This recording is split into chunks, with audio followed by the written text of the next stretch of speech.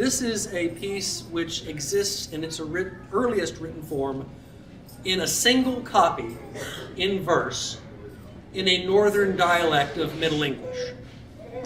The author, who is anonymous, is evidently a contemporary of Chaucer, though there's no evidence that they knew each other. The story, of course, must have existed in the oral tradition before it was written down in verse.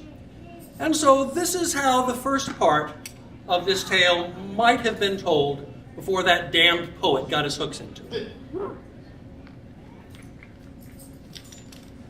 In the days when Arthur held court at Camelot, it was the custom of the king not to take his meat or drink on feast days until some marvel had appeared before the hall.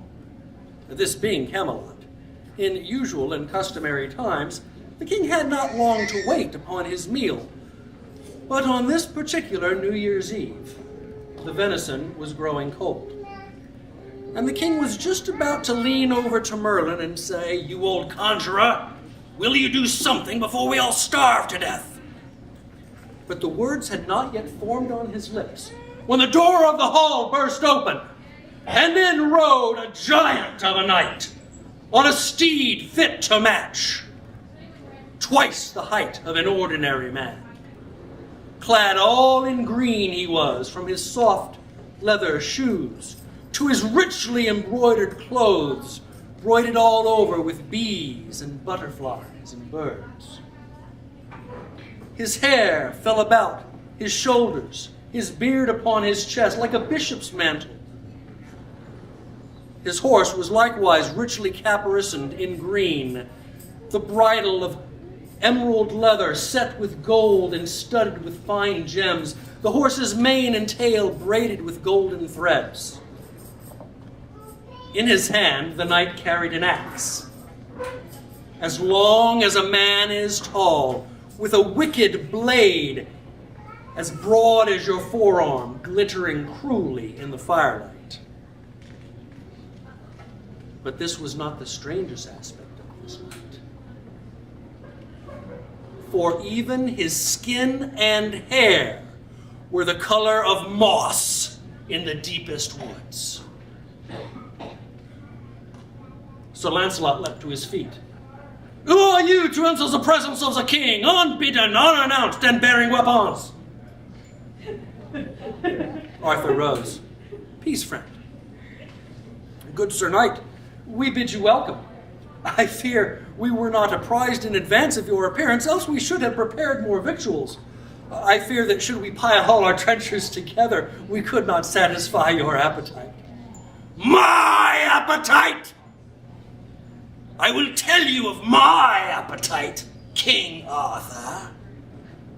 I've heard the tales of your Knights of the Round Table and their honor and their prowess, and I do doubt them. I wager there is not a man in this hall who will stand toe-to-toe with me and trade blows with my axe, though I give him the first swing." Arthur looked round his table, and no knight would meet his eye. Not Bors, not Galahad, not Lancelot. Suddenly, young Gawain was at his elbow. "Uncle, give me this honor." "What? You're just a boy. I am a knight, and that by your own hand. But look at the size of him. He'll crush you at a single stroke."